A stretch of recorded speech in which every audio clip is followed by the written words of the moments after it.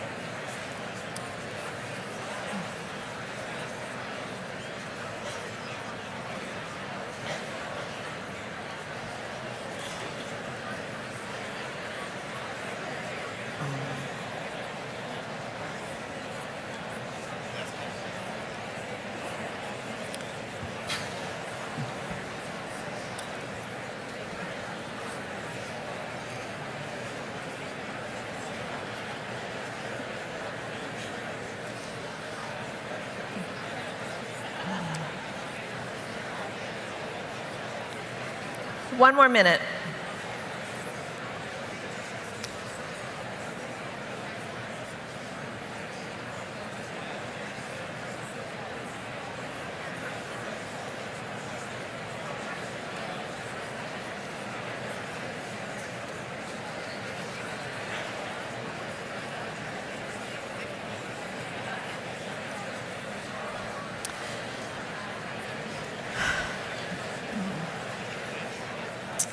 All right, we're going to come back together. Now, there's a year's worth of conversation that could be had around these, right? But it turns out that if you focus on 2, there are 2 of these that were so important that they could override some of the other variables. You want to guess which 2? Okay, the first one, religious experience. If you had a profound religious experience before entering young adulthood, that tended to override everything else, which might be a testimony to the power of God. Sociologists tended not to look at it that way. And we think about this, I think the next slide has the list of what counted as a religious experience. Yeah, if we think about this, you're like, wait a second, religious experience, we can't control for that, which is of course true. The Holy Spirit moves as God will move, but there are things that we can do that will increase the likelihood that young people will see this as somehow connected to God. For example, how many places in your congregation's life do you ask young people to make a personal commitment to God? Right? We do this at confirmation, but is that the only place we do it? We do it on the last day of camp. That might be the only place we do it. But the fact of the matter is, Wesley believed that we are born again and again and again and again, that we have to respond to God's call every single day.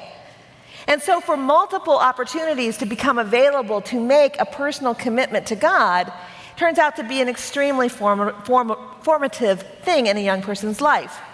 Witnessing a miracle. Now, we're not going to control for the miracles that young people experience.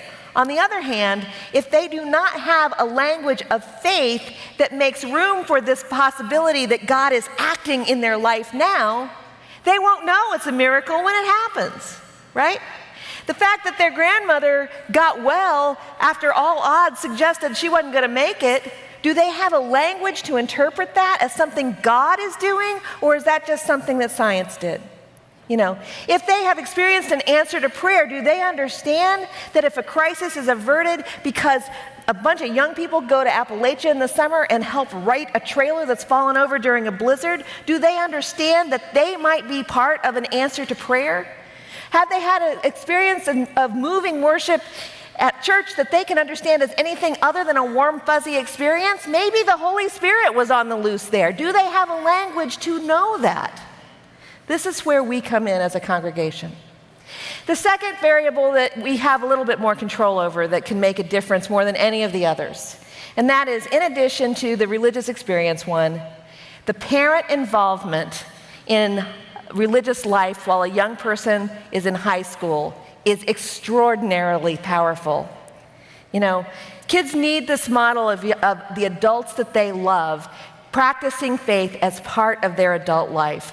They need to see that faith is more than an extracurricular activity, that you don't age out of faith. So, the first thing we have to do as parents and as congregations is invest in our own faith. We can't give what we don't have. There are 5 more, and they will go a lot faster than this one, okay? Next, what can we do as parents to help share faith with young people we love? Well, we talked about this yesterday. Share what you love, right? It's easy to learn what you love best. It's easy to share with your children the things that we love. Parents naturally share the things that they love with their young people. If faith isn't on the list of the joys that you share with young people, it's time to ask why not. Third, tell your own faith story and share it with your kids. When was the last time you shared with your own children why you follow Jesus? It turns out we're pretty good as ministers, as youth leaders, at helping people in the congregation come to youth group, and share their religious journeys. That's all good. It makes a difference. It's a good thing. But the most important story of faith your children need to hear is yours. This comes out of the Fuller Youth Institute research. But I have to say that I've seen an example of this in the congregation that I go to. I'm part of a congregation. I'm actually the coordinating pastor of this congregation, which means I do air traffic control. It's a student-run congregation. I just sort of get all the pieces together. And the mission statement of our congregation is feed more sheep. Now, everybody in the congregation, we've only got 40 people in our congregation, and everybody, the tall and the small, can say it. Now, we have a bunch of students who are in addition to that, but it's widely known as the Feed More Sheep congregation. And so about 2 or 3 years ago, as a congregational goal, every single week somebody got up and shared how God was calling them to feed more sheep. Now, a couple of things were important about that. First of all, this is flat out the practice of testimony. You can't call it that or people run away, but that's what it is, right? And the second thing that was fascinating about it was to hear one another testify to how God was calling them to live out this mission. Turned out to be radically formative, not just for the congregation, but for the very first time, children heard their parents talk about what God was calling them to be about. And parents heard their children talk about, we only have 40 people, we have to use everybody, right? So the kids got up there and they said it too. The fact is, in hearing one another's stories about faith, it wound up shaping the entire community. It was a fascinating study in the power of testimony. Parents, have you told your children your faith story? Pastors, have we helped parents develop a language, give them some practice for sharing their faith story? Because you feel like a weirdo the first time you say, well, I think God did this, right? To put that into words is hard. You have to practice that. How did you and Jesus meet? How has your journey with God gone through your life? How did you fall in love with God? Why, in a world where you could do anything else, do you follow this guy named Jesus? Next, emphasize good news over good behavior. Now, here's what I mean by that. Let me tell you about the research that's behind this. Again, this is out of the Fuller Youth Institute. They interviewed evangelical teenagers. Now, evangelicals are the kids you'll remember from yesterday that actually know who Jesus is. That's the idea. 30% of them, they said, what does it mean to be a Christian? 30% of them, almost a third, didn't mention Jesus at all.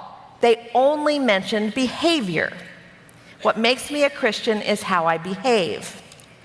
And it turns out that from young people who equated being a Christian with behavior, when they went to college, they were the first people to shed their faith. Researchers called it the Jesus jacket. When you think of Christianity as behavior, it's like a jacket that you can put on and take off.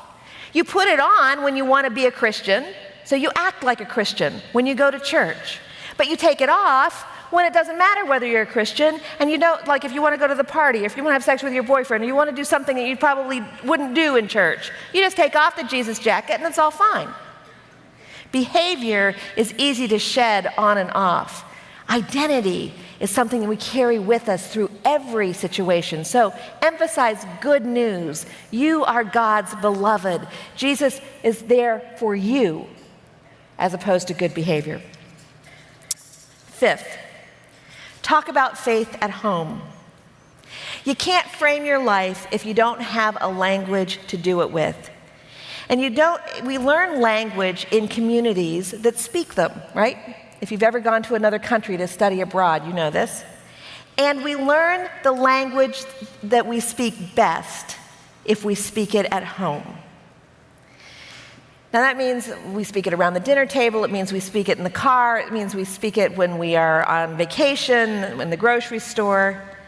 So a question to ask is, do we speak Christian at home, or do we speak something else? Do we talk about the day's events in front of our children, decisions about the day, in light of our faith? Do we say things like, the boss showed me grace today? Or do we say, the boss gave me a break today? Do we say, I feel blessed? Or do we say, I feel lucky? Subtle, but it turns out to have massive implications on how we understand faith as a framework for our lives. Do our young people see us talk to God or just about God?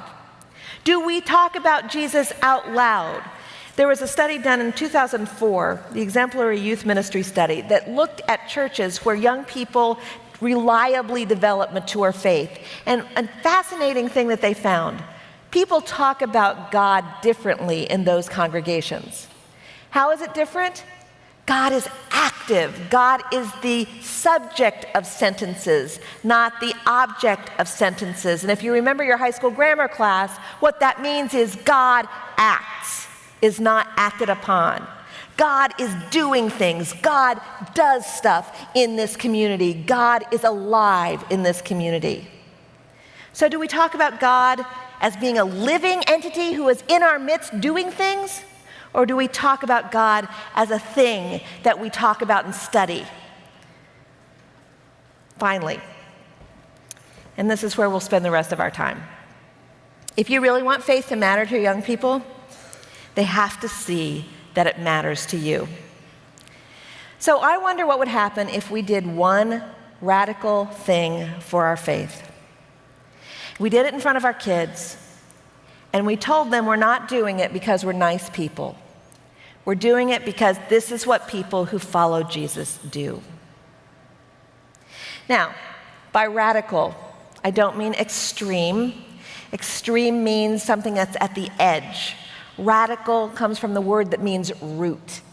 Radical faith is faith that is deeply connected to the root of our faith, to the self-giving love of God in Jesus Christ, to the sacrificial love that God had for creation through the life, death, and resurrection of Jesus Christ.